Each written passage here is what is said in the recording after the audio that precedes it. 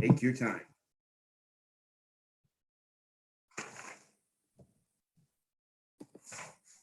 All right. My name is Eric Hutchinson. Thanks for joining us today. And with me today is the Reverend Dr. Bob LaRochelle. And we're going to discuss a little bit about his new book, I Love the Church, I Hate the Church.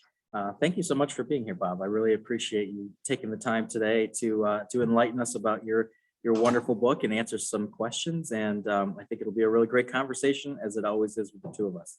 Well, I really look forward to the conversation, Eric, and thank you for being willing to do this. I appreciate it very much. Absolutely. I just kind of want to start by saying you've written several other books up to this point on various topics. This book is a little bit different. Why this book now? That's a great question. I think it's probably a little bit different because I've gotten older. Okay. And by that, I mean that I wrote this book. I wrote most of this book not long after I had just retired, that I had left the church that I fully expected and do expect to be the last church that I would serve as a pastor. So it's kind of the accumulation of a lot of things over the course of my years as a pastor. I also, quite honestly, felt that some of the themes that I hit in the book, and even the topic of the book itself, I love the church, I hate the church, was really shaped by, a lot of experiences that I had the opportunity to reflect on over the last couple of years as I was sort of going into the final phase of serving as a pastor. As you all know, I haven't completely left ministry as a pastor. I'm doing a lot of filling in and supply at various churches, both in the UCC and ELCA. But in terms of actually being the pastor of a local congregation, I've severed that from what I do with my time, and a lot of time for reflection led into it. Sure. And how does that feel to finally be, your definition of retired, but to finally be not on a specific path each Sunday with a specific congregation? How does that feel to you? I mean, from our working together, okay, and for those of you who may not be familiar with this, Eric and I have known each other for a long time and worked together in various churches. You know that I really like it. I mean, I have enjoyed it, and I've tried to really put a lot into it. This is a different phase, but it's a good phase. I'm enjoying the opportunity to go to different churches. I'm also welcoming the opportunity not to be responsible for some of the things that you have to be responsible for when you're a pastor of a church, which doesn't mean that I didn't enjoy that. It's kind of a break, and it's something I've put a lot of time into church ministry over the years, and I feel good about this phase, to be honest with you. Yeah.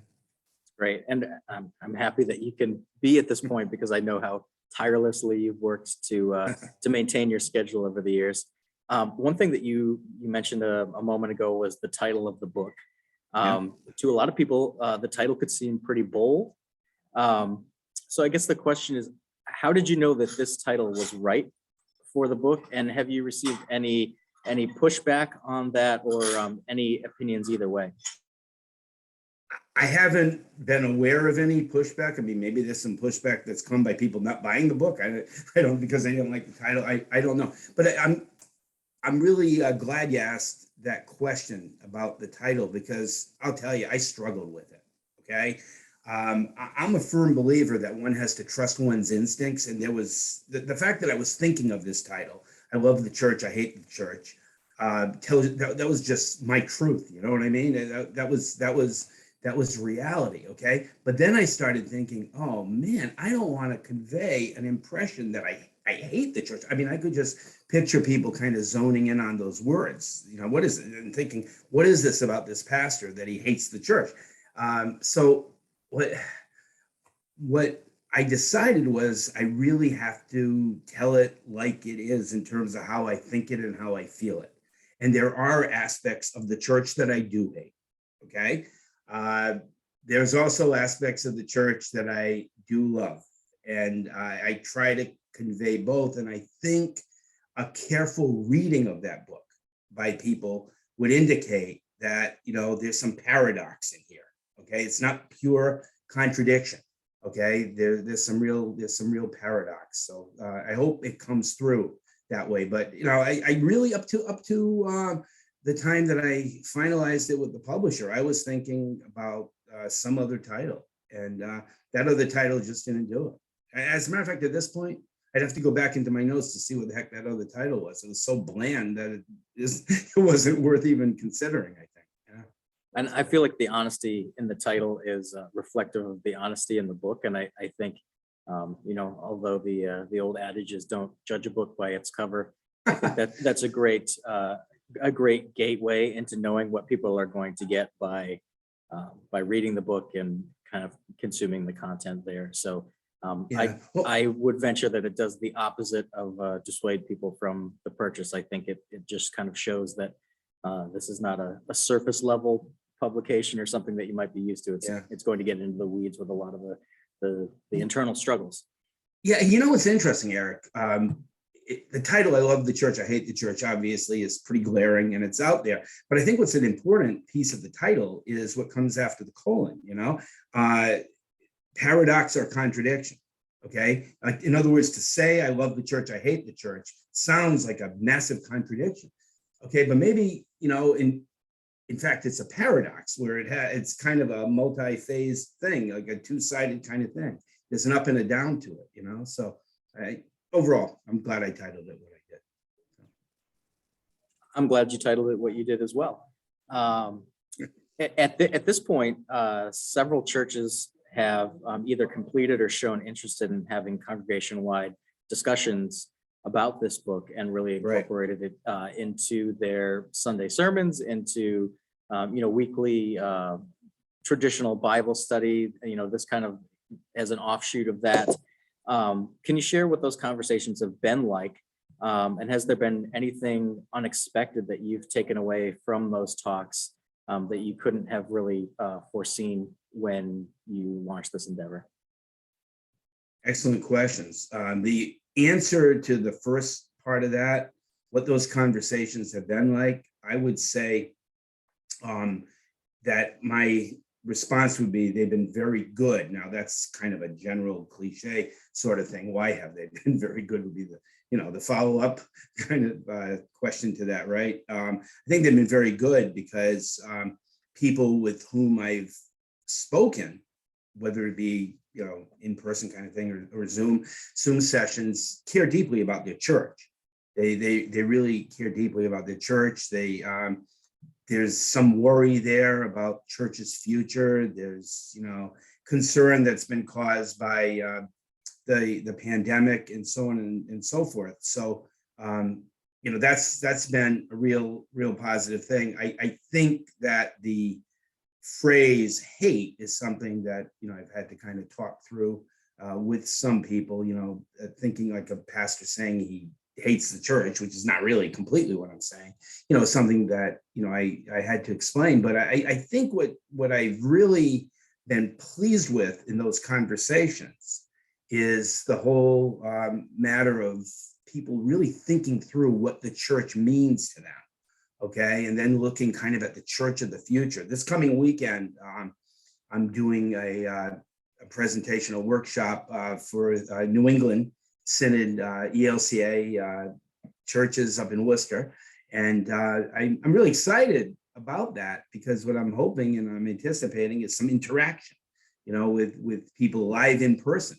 This isn't even Zoom, it's going to be live and in person, and people asking questions and talking about what some of the terms that I use in this book mean. So does that answer the question okay? Absolutely. Yeah, no, it's great to see something that you write take a shape that you didn't intend it to after the fact and kind of bend to fit the position that we're in now versus the position that we're in when you started writing it. So that's why I was interested in what some of those takeaways were from some of those discussions. And I know you've been present for some of them, you haven't been present for others, so you're not always privy to the information Right, that is right. generated within a congregational discussion. Yeah, exactly. And what's really exciting is this is real life stuff.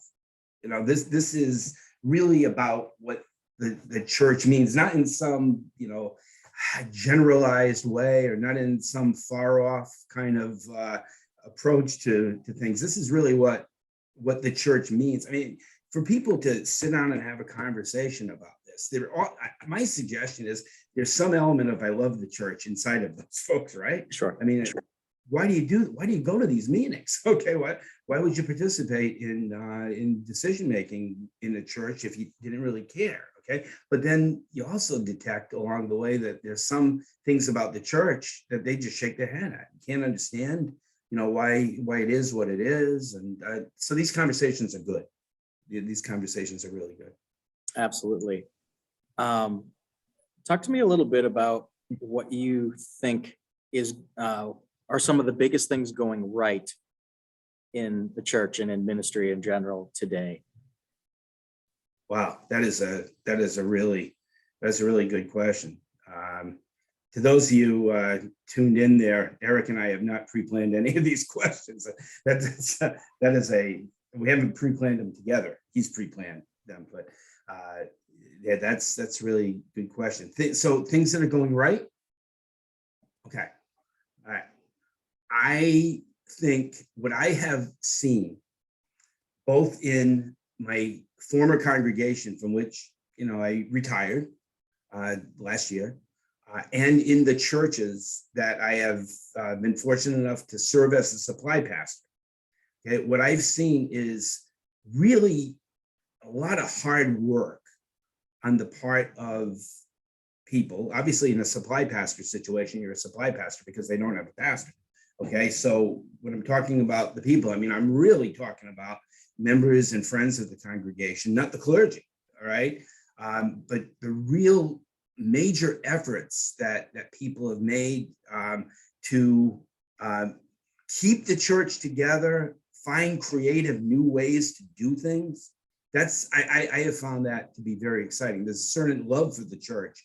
There's a definite love for the church that's involved there, and even kind of asking questions about, well, since we've always done things this way, do we in the future always have to do things this way? Right. So that part is really exciting. Does that answer the question at all? Absolutely. Yeah. I'm gonna kind of flip that on its ear a little bit.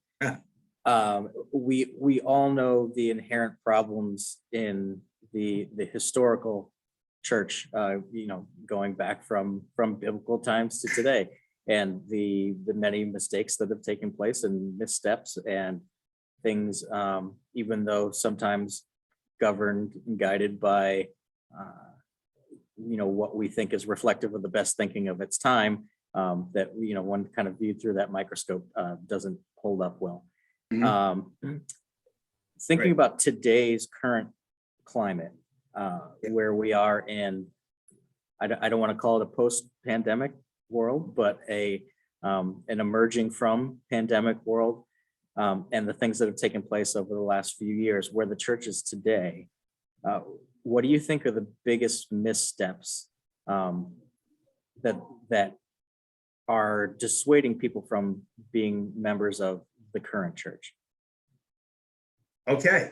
All right. That's good. I think that occurs, the missteps occur on two levels, right? One would be the perception people have about the church, where they conclude, no, the heck with this. I'm not dealing with this kind of an institution. Okay. I'll just use an example, perhaps, of some parents. Okay. Some parents say, I'm going to raise my children with good values and good ethics, and I'll talk to them about Jesus if I happen to believe in Jesus and all that. But, I'm not going to get into that whole institutional thing. Okay. I'm not going to start taking time on Sunday mornings and dealing with that. Okay. So I think, that's a reality there. Okay. What's the next part of your question again? Because I'm thinking I could probably go on for 10 minutes about that one. Let's reframe it a little bit to, Yeah. what are some of the biggest mistakes that you've Got it. seen churches making in this current climate that you think would potentially be difficult to recover from? Okay, all right, that's really good. All right, so what I would say that that churches have to avoid and have in some cases been pretty problematic about things is creating this impression that to be part of this local congregation, okay, you necessarily have to take on some kind of leadership role in the congregation. Okay, I think what's really got to start happening is for churches to create an environment where people can really feel free to volunteer, to use their skills to do things for the benefit of the church without having to do things like sign on to being a church council member. All right. I think I've seen in some places, and as you well know, Eric, I've served in different churches and I visited a lot of different churches. So I'm not going to necessarily throw any church under the bus here, okay, in answering this.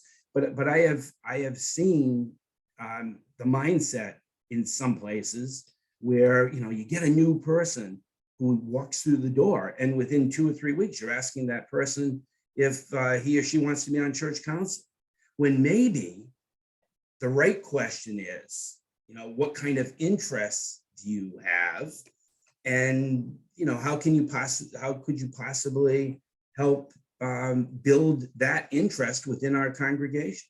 I know people who have great skills, great talents, great hearts, who don't want to tie themselves down to certain roles within the congregation, but they have skills that they could use that need to be tapped into. Okay, I know, and I get it from the point of view of small churches, not necessarily getting many new people walking through the doors. I get it when people who belong to a small church and have worked hard in that small church see newcomers coming in, and they're thinking, oh, let's get this person to do this or that.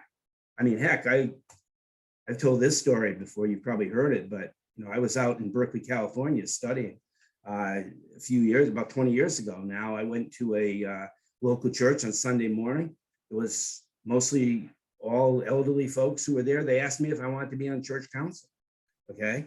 I said, well, thanks for the invitation, but it would be a 3,000-mile trip every month, Anyway, it's that kind of thing where there's a tendency, when churches see newcomers coming through, they kind of want to oftentimes grab them to come in, and there's other ways of doing that, I think.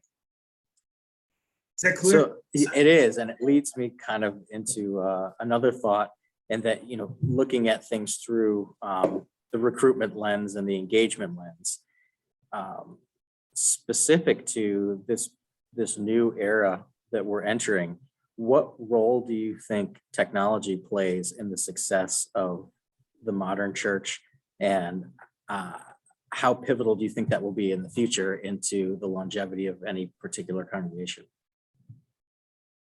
I think technology is extremely important. I think it plays a major role. I've experienced this myself in the time that I've served as a pastor during COVID, that there was contact that people were making with me who were in on our services from midway across the country, sometimes across the ocean. Okay. So I think that technology, I hate to use the cliche, technology is here to stay, but it is. Okay. And I think there are ways to use it well. I can't even begin to describe the many ways I think technology has been advantageous to the work of the church the churches that I've been able to work with during this time. It's not really on the other hand, but the flip side of this is the reality that we have to do everything we can in churches to help nurture the spirituality of those who just are not into the use of technology. Okay, I don't want to make. It was really important to me that I never wanted to make those people feel isolated. Okay, so we sometimes have to find creative ways to reach out to those people. Can I give an example here from my former church? I had a real concern when this pandemic hit, because there were probably 6 or 7, maybe a couple more than that, individuals who were really faithful members of the church and who came to worship regularly, participated in things, did wonderful things. I was really concerned that because technology was not for them, I didn't want to see them be shut out. So, we were very fortunate. We had this wonderful woman who was a participant in our church, who was very faithful on a week in and week out basis to mailing things to these people. I would write little messages, and those would go out in the mailing. And of course, we would make phone calls as well. And that's important. So at the same time, I am a complete advocate of trying to use the best possible technology that's available. But on the flip side, for people's good reasons, there are going to be some people who love the church, have been and want to be connected with the church, but aren't going to use technology. And we can't just leave them by the wayside, I completely agree. And, I think technology is a wonderful way to be more inclusive. And but it's just also a cautionary tale about not being exclusive with your inclusivity. Isn't that true? Yeah. I couldn't have put it better myself, Eric. You should write a book. So I'd like to kind of get a little bit into, and you give this backstory wonderfully. So I'm not going to have you, synopsize into too small of a package. But, in your book, you talk a lot about kind of your upbringing and what led you into the path of ministry. And also the pivot you had from deaconship in the Catholic Church into the Protestant path that you took later on. Can you just touch on that a little bit and talk about what led to your inspiration to serve overall, and then what led to that pivot later on, and some of the challenges that were inherent in that? Yeah, cut me off if I get too long, okay? Honestly, and I'm this is going to really sound like a commercial, but I wrote a book called Crossing the Street, and just did a second edition of that book, which basically the crossing of the street was crossing from the Catholic Church into the Protestant Church, and it'll look at those two traditions in relationship to one another. So, okay, I'll try to be short. I was a very active young Roman Catholic, right? A lot of background in Catholic elementary school, Catholic prep school. I was very fortunate to have some very, very good role models. I was thinking for quite a while about becoming a Catholic priest. I decided that, I didn't want to deal with the celibacy issue. I wasn't going to do that. Okay. But then there were some things that happened within the Catholic Church. I was very hopeful for the future of the Catholic Church, even up to the point when I was in college, and I was thinking, yeah, we're going to have women clergy. All right. We're going to have married men able to serve as priests. Okay. But then, quite frankly, and this isn't intended as a personal assault, okay, quite frankly, during the papacy of John Paul II, and then Benedict, who followed him, the church went very, I don't know if I want to use the word conservative, but the church went back to a lot of its traditionalist base. Catholicism was pretty exciting for me when I was a teenager, and actually when I was a young adult. I did a lot of work with Catholic churches, and I taught in Catholic high schools, and it was very exciting. And sadly, I think maybe 5 to 10 years after that, had I taught the way I taught when I was teaching in Catholic schools, I would have been fired. Okay, and not because of anything wrong, I think that I did, but because the Catholic Church, under the papacy of John Paul, had really shifted. Okay, so yeah, and then one last piece of this. When I was at the Catholic college that I attended, Holy Cross, which I love dearly, and I received a great education. one of my outstanding professors happened to be a Lutheran pastor. And from him, I learned a lot about Martin Luther. I learned a lot about the Protestant Reformation. And I found that I was really in touch with the ideals of the Protestant Reformation. So in the late 90s, I made a very tough decision to leave the Roman Catholic Church. Very tough decision. And a lot of people have talked to me about the Catholic Church and immediately go into criticizing it. Oh, you must be happy that you left because of this or that. I loved Catholicism. I just didn't like the way Catholicism was moving. And from the time that I first started reading him, which was in a Catholic college, I really, really tuned into Martin Luther. Okay, and I tuned into the ideals of the Reformation. And that's where my heart is. That's great. That's really, that's a wonderful synopsis of what you put so beautifully in the book. To point to one other section as well that was interesting to me, you talk a lot about church budgets and people being steadfast in church budgets, and we all know how limiting the budget of any nonprofit organization can be. But you discuss reallocating unspent budget funds into new programs and how that can kind of reinvigorate things to bring new programs into the church. And I was just wondering if you'd touch on that for a minute. Yes. I'll use an example of what I hoped was going to happen before the pandemic came, what I actually know was going to happen. And then the pandemic came. At the church that I served most recently, one of the things that I proposed before the pandemic was that we allocate some money to bring in a fantastic musician her name's Kristen Graves. I had the opportunity to have Kristen at other churches that I have served at. And this is a good musician. And while she's very reasonable as far as what she asks for money-wise, she is going to necessarily, this is her living, she's going to be asking for money, okay? And one of the things that one is never quite sure of is how many people are going to show up at a concert. But what I was committed to was that we would bring somebody in for whom we would pay money. And then this sometimes is the real sticky part of this. And that every penny that we got from that concert wouldn't be going into internal church stuff. Every penny that we would have gotten from that concert would have gone to some cause, perhaps in the local community, could be a food pantry, whatever the case may be. That everything go there, and that so basically what we would be doing would be spending money that wasn't budgeted, but taking a risk. So I think churches need to do that. That churches need to respond to the signs of the times, which, by the way, was a quotation from the Roman Catholic Second Vatican Council in the 1960s, reading the signs of the times.